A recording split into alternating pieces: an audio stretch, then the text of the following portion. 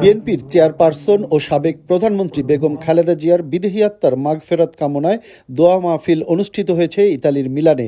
ইতালির মিলান লোম্বার্দিয়া যুব দলের আয়োজনে মিলানস্থ মুসলিম সেন্টার জামে মসজিদে দোয়া মাহফিলে অংশ নেন স্থানীয় নেতাকর্মী সহ বিভিন্ন শ্রেণী পেশার মানুষ। বিদেশে থাকা অবস্থায় মাকে সেবা করার সেই সুযোগটা সে পাননি।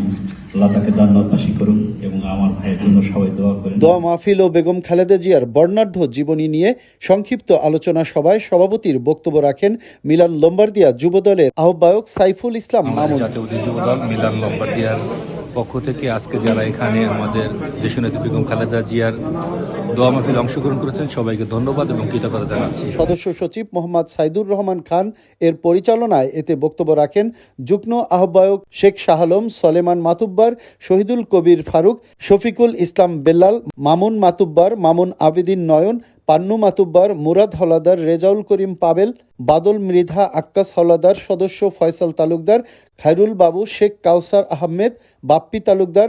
এছাড়াও অতিথি হিসেবে বক্তব্য রাখেন ইতালি বিএনপির উপদেষ্টা মুন্সি মাহবুবুর রহমান সেলিম, মিলান বিএনপির সাবেক সহসভাপতি হাজি ওসমান গনি, সাবেক যুগ্ম সম্পাদক সোহরাব দর্জি, সাবেক প্রচার সম্পাদক রুহুল আমিন সান, বিএনপি নেতা শাহ আলম, আসাদ খান, এটিএম জয়নাল জাকির হোসেন, ময়েজ আহমেদ, যুবদলের সাবেক সহসভাপতি রুবেল কাজী, সাবেক সাধারণ সম্পাদক রাজু খান, ইতালি যুবদলের সহসভাপতি রাজ্জাক মোল্লা, যুগ্ম আহ্বায়ক মিজানুর রহমান, স্বেচ্ছাসেবক দল উত্তরের সদস্য সচিব নূর হোসেন জমির প্রমুখ। মারা গেছেন, সবাই তাদের জন্য দোয়া করবেন। খালেদা জিয়া একটি নাম, একটি ইতিহাস। মাহফিলের টেলিকনফারেন্সে অতিথি হিসেবে বক্তব্য রাখেন ইতালি যুবদলের সভাপতি জাকির হোসেন গনি। শেষে সাবেক প্রধানমন্ত্রী বেগম খালেদা জিয়ার রুহের মাগফেরাত কামনায় বিশেষ দোয়া পরিচালনা করেন সেন্টার জামে মসজিদের খতিব হাফিজ নাজমুল হোসেন সুরুজ। দোয়া মাহফিলে ইতালির মিলানো, তোরিনো, ভারেজে সহ বিভিন্ন শহরের নেতাকর্মী সহ স্থানীয় বিভিন্ন শ্রেণী পেশার প্রবাসী বাংলাদেশিরা অংশগ্রহণ করেন। রিয়াজুল ইসলাম কাউসার, চ্যানেল 24, মিলান, ইতালি।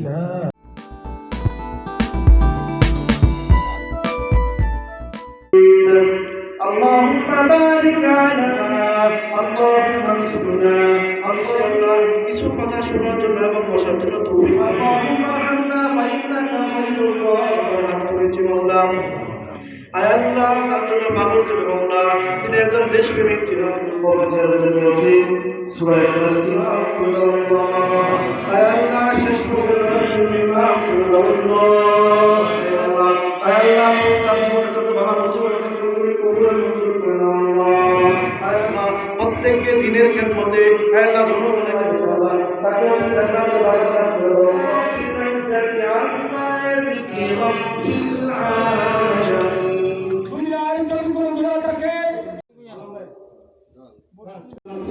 সবাইকে নেতৃবৃন্দকে সঙ্গ দিয়ে ডাক্তার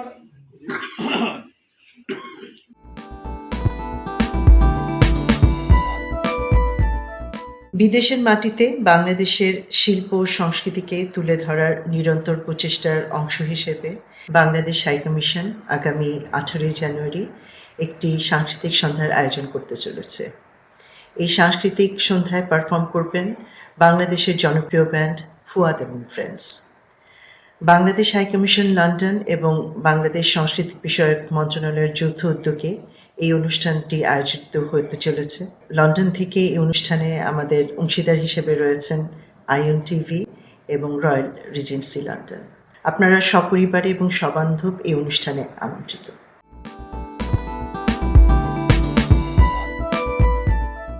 বাংলাদেশ এবং ওমানের মধ্যকার কূটনৈতিক সম্পর্কের 50 বছর পূর্তি উপলক্ষে ওমান সশস্ত্র বাহিনীর আমন্ত্রণে বাংলাদেশ সশস্ত্র বাহিনীর সম্মিলিত ব্যান্ড এবং অর্কেস্ট্রা দল 3 দিনের সফরে ওমানে এসেছি। এখানে ওমানের সশস্ত্র বাহিনীর আয়োজনে Bangladesh Oman military musical show আয়োজন করা হয়েছে। এখানে আমাদের সশস্ত্র বাহিনীর ব্যান্ড দল পারফর্ম করবে এবং পরবর্তী বাংলাদেশ দূতাবাসের আয়োজনে একটি ওপেন কনসার্ট আয়োজন করা হয়েছে বাংলাদেশের যারা প্রবাসী ওমানে বসবাস করছে তাদের জন্য।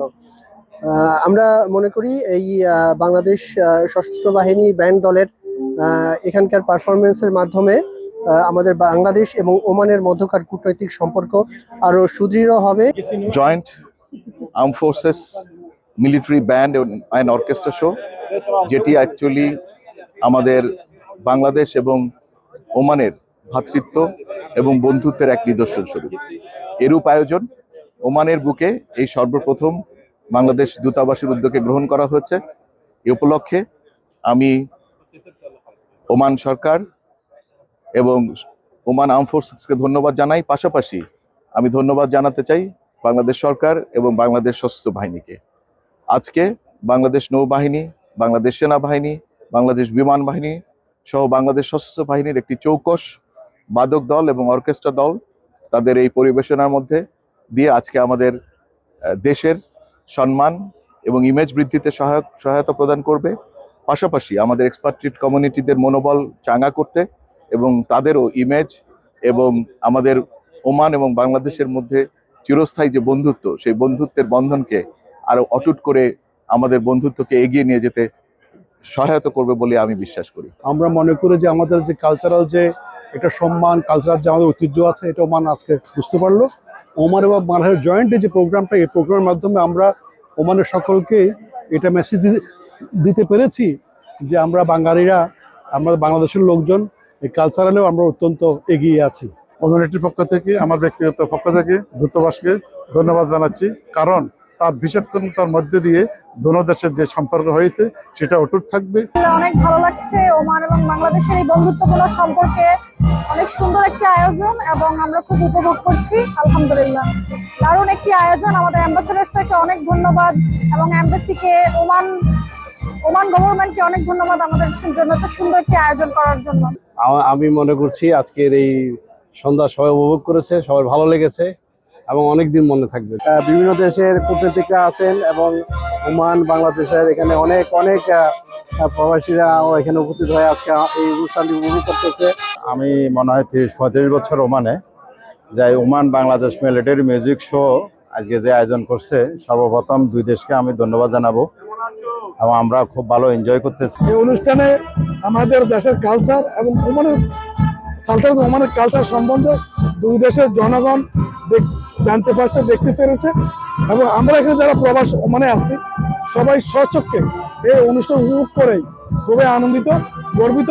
আজকে এমন একটা অনুষ্ঠান ফার্স্ট টাইম ওমানের মাটিতে দেখলাম, যে বাংলাদেশ ওমানের সম্পর্কটা আরো বৃদ্ধি করলো। বাংলাদেশিদের জন্য অনেক অনেক অনুপ্রেরণা হয়ে থাকবে অনুষ্ঠানটি। এরকম অনুষ্ঠান তো এত বছর ধরে আমরা এখানে কাজ করতেছি, আর কোনো সময় দেখি নাই। এটা আমাদের জন্য একটা গর্বের বিষয়।